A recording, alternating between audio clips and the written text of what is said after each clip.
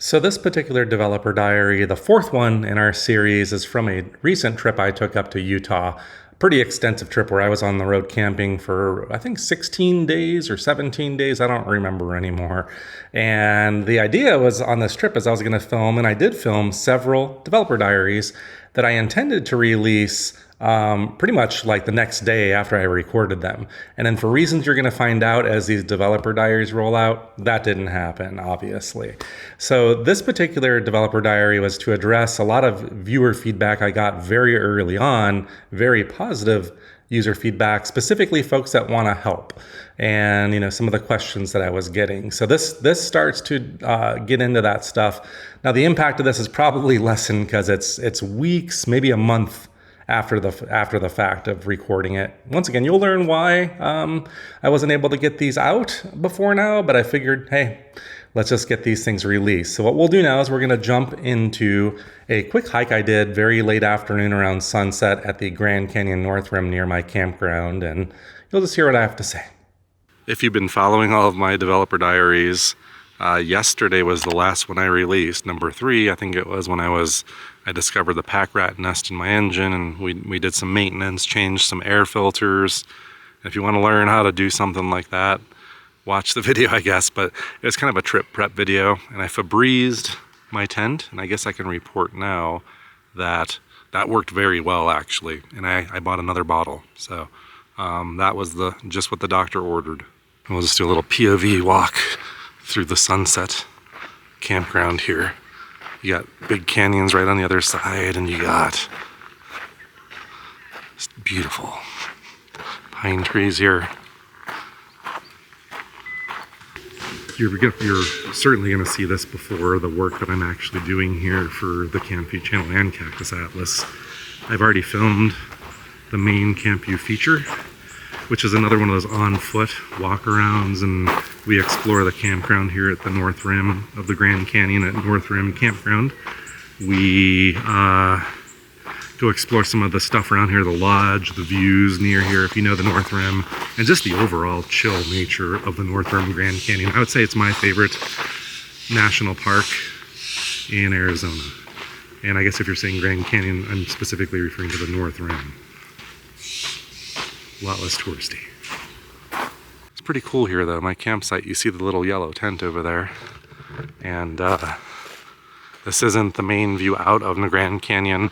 This is like a little tributary, shouldn't say little, but like a tributary canyon.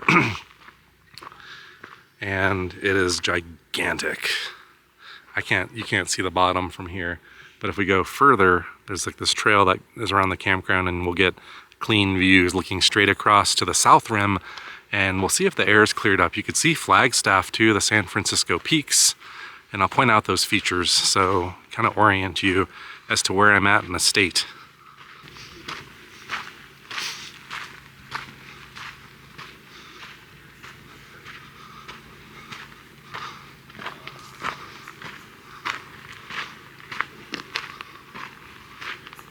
Here we go. This is what I'm talking about. Look at those colors on those rocks. You smell the smell of campfires burning. It's pleasant right now, not overwhelming. And this is the vibe.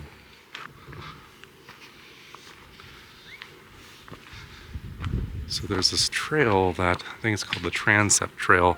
See people down there. I'm gonna maybe go try to find a spot on a ledge. But basically, I'm gonna point out a couple things that some of you might recognize, and it's really hard to see, but on the horizon, above that straight line, there's some haze, but big mountain in the background, or mountains, that's Flagstaff in the San Francisco peaks. And of course, we're on the north side of the Grand Canyon, and across the way is the South Rim.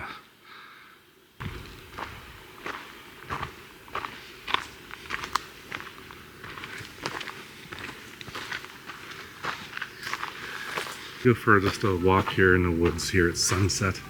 Hopefully it's the low light capabilities of this camera are handling things fine. I'm sure it is. And now I can kind of start chatting, I guess, about what I really wanted to catch up on. A lot of thank yous for sure. Since we announced Campvue on our main Cactus Atlas channel now 2 days ago, yeah, things have been moving very quickly. You know, our subscriber count's going up. I think we're gonna hit the monetization requirement for subscribers pretty quickly at this rate.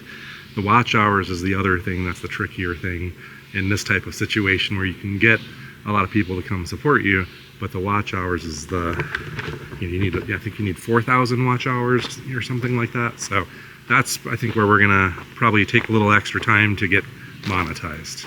And that therein lies the first thing that I want to say, is that, you know, monetization isn't going to be the primary form, you know, revenue we're chasing on this channel. It's a nice to have, and I'd like to get monetized as soon as possible to start revenue streams, but I'm also not rushing it, because unless we have a lot of content for people to watch, people that haven't even been to the channel yet, as we amass it, I don't think it's going to be, won't be any significant money, trust me. If you want to do YouTube, you know, and you're going to have a smaller channel like ours and you're just getting started, be prepared. In the beginning, you might be making like $5 a day or something like that. Yes, you will. But of course, everybody's different and grows at different rates, so maybe we just sucked a little and it took longer. And I see some of you watching our videos and a lot of the campground drive-thrus, and you're doing it to specifically help us out with that, and that is hugely appreciated. It really is. However, I also want to be clear too, that we don't want people to have to do that. And especially on the campground drive-through videos, you know, I said it in a couple different videos, but that's really just a pure help topic. It's really not meant to entertain. We try to make it pleasant and edit it. I find them relaxing to watch, actually. I don't mind. I kind of like watching those, and there are other channels that do that I watch.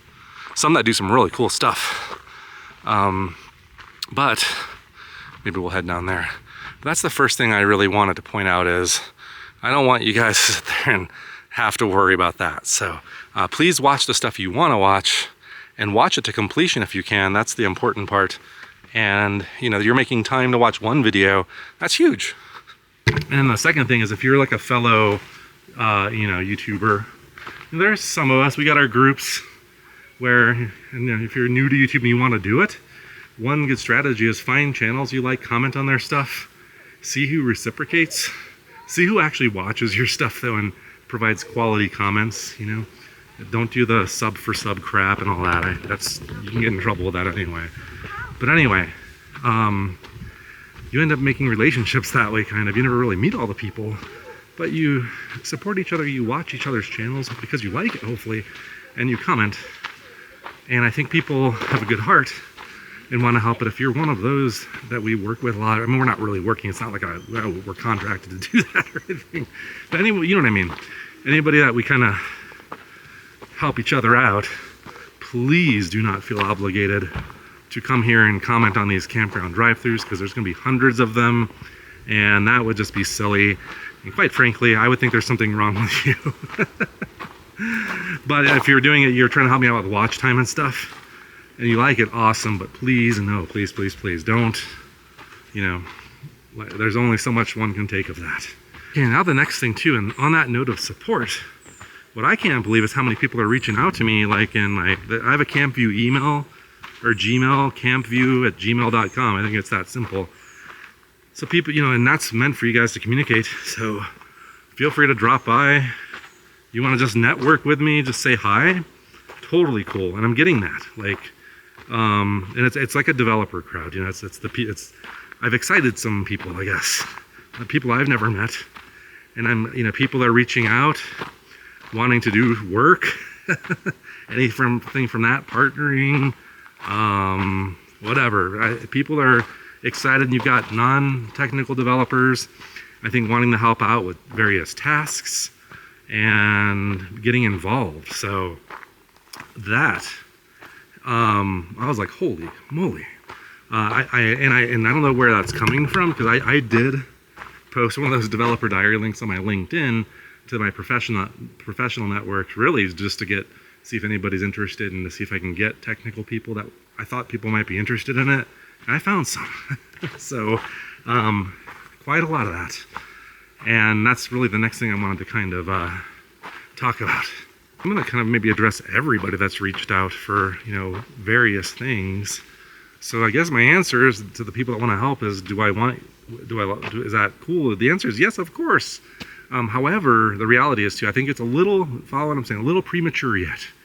And you guys are getting me more excited about it, as excited as some of you guys seem to be about the whole idea.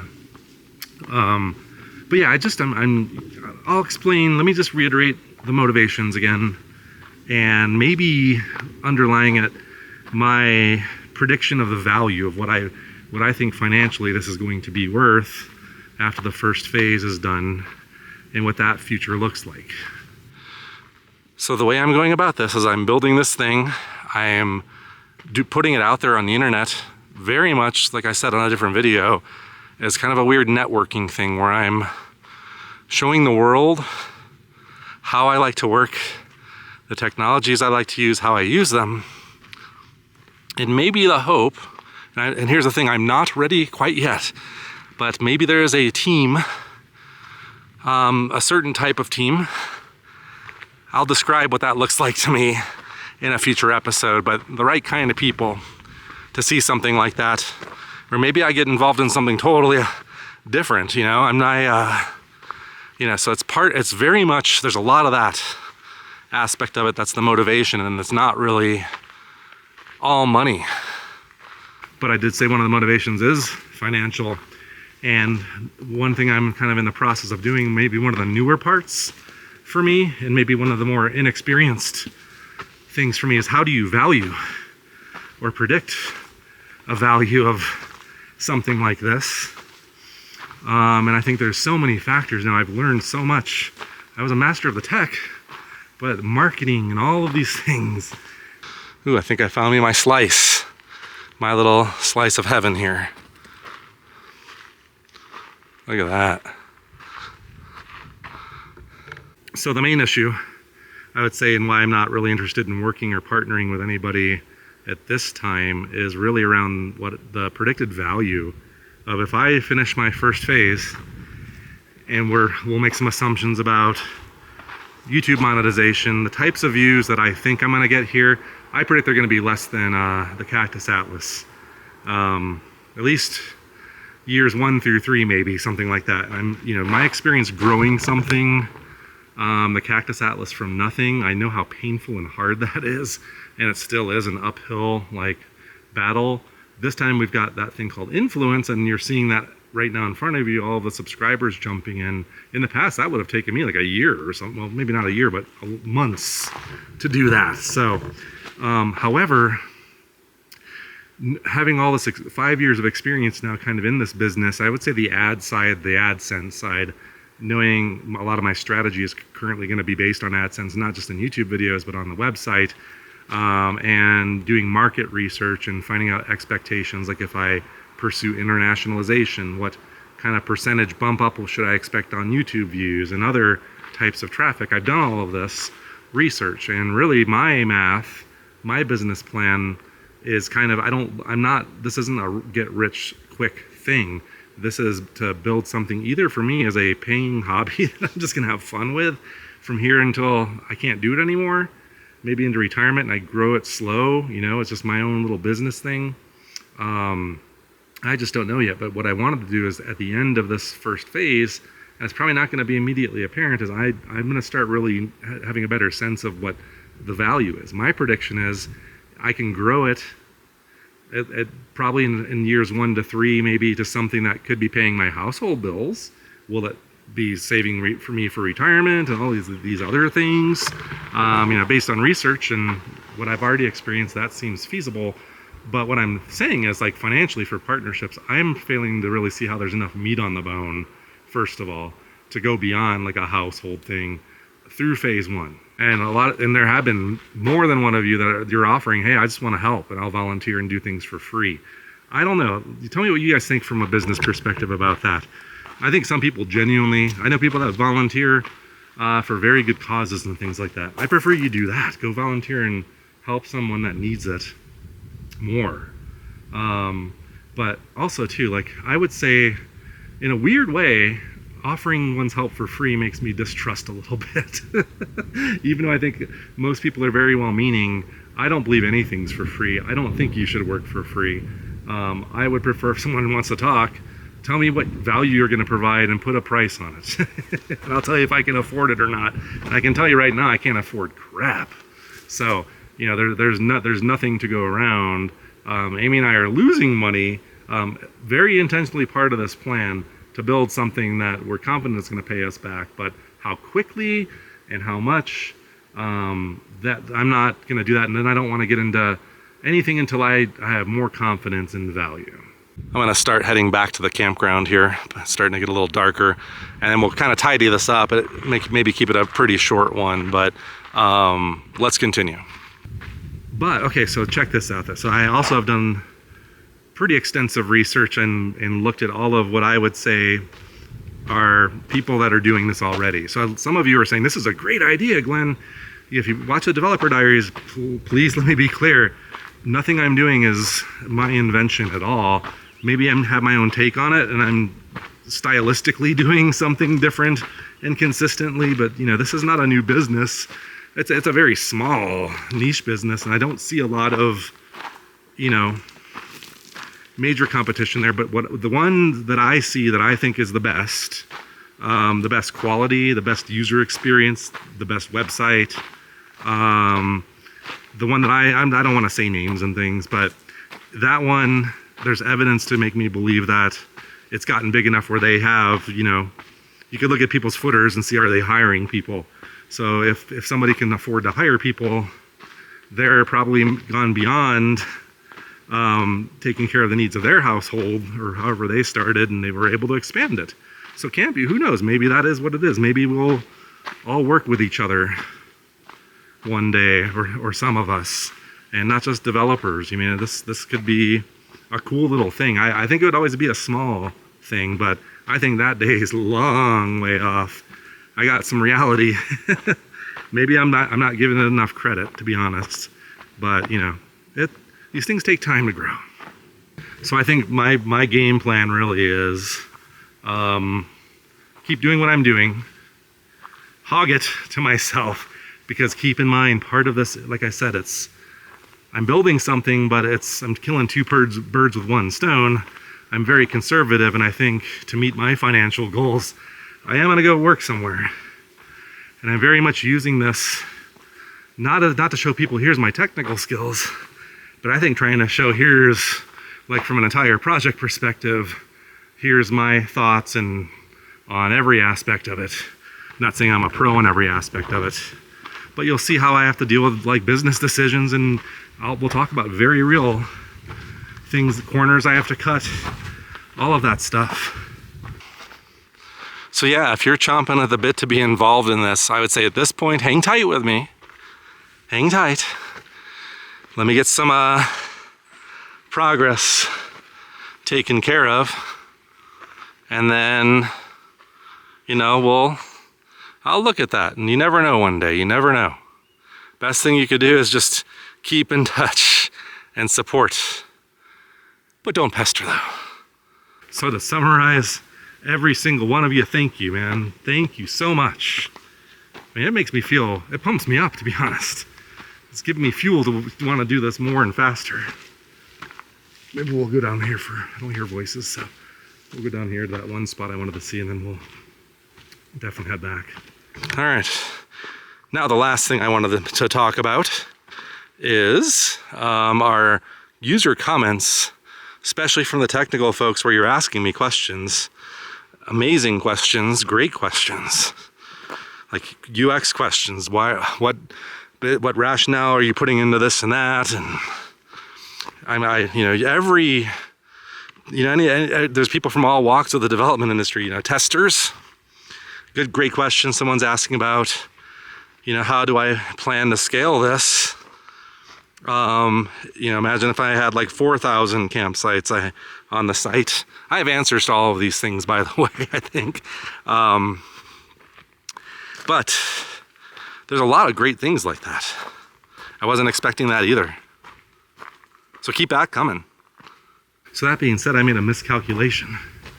I think, or something I didn't really think about is, it's really always been very important to Amy and I to try to keep up with engagement and comments and be very personal and answer in comments.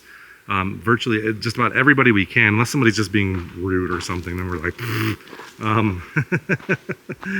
but anyway, so it's really important to do that. But my miscalculation, or I just didn't even think about it, is for Campvue, I wasn't really expecting to get this much engagement this quickly.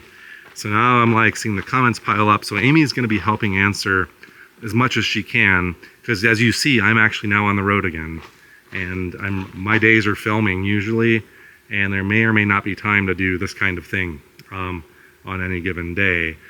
So Amy will answer what she can, but she has some development experience. Don't let her off the hook too much, because she's a lot better than she gives herself credit for.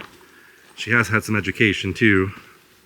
But some of the stuff she wouldn't really know how to answer.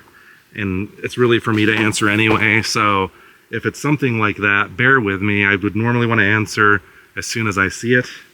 I do see some of these things, like sometimes when I'm driving, traveling for hours, I'll come to a place where I have cell service all of a sudden, and I'll see notifications, and I'll kind of, if I'm in a safe spot, I can like thumb through and see what's going on, but I can't respond right then and there. So please know that. That's not ideal. It's not what we want to do. We want to answer very promptly and know that we're appreciative and really are interested in discussing what you guys are asking. Also to get your guys' take on it too. So I'm hoping if I respond, then that will garner another response like, oh, what did you think of this or that? I'm cool with that stuff. I am cool with anything like that. Sun's already gone down, the moon's starting to come out behind the trees over there. And we'll take a look back here towards the campground. You can see I kind of walk down out on some of these rock ledges like that. I'm out on one of them right now. And there's a straight drop, I believe, right there. Something probably like that. So no thanks, that's as far as we're getting on this. So when I started this thing off and I was talking about, you guys are making me work now and feel the need to put out more of these diaries, it's really to address some things like that. Expect more of that. Also though, what I think I'm gonna start to do is some of these good questions, if you guys are cool with it, you may not get an immediate answer from me in the comments, but some of them I may on developer diaries as I'm demoing stuff, I may refer to them, and I will refer to them. I will probably quote some good questions and answer them, like on video, as opposed to just in the comments. If you are all cool with a delay, it might be a few days, something like that. And I need to have a night like tonight where I had some spare time to film one of these things really quick. Whew. Man, I'm out of breath. It's a high elevation for sure. And I came straight from Phoenix with no acclimation. Yeah, I'm remembering this place now. Man. All right, so let's tidy this up while I catch my breath. Everybody, thanks again. Everybody that came over here to subscribe already, that's been watching stuff, thank you. It's exceeding all my expectations, and it'll help make this a reality. And quite frankly, the best way you can help at this moment is help us get monetized by watching the videos. Anyway, thanks for tuning into this one. Just wanted to say a few of those things. Good night.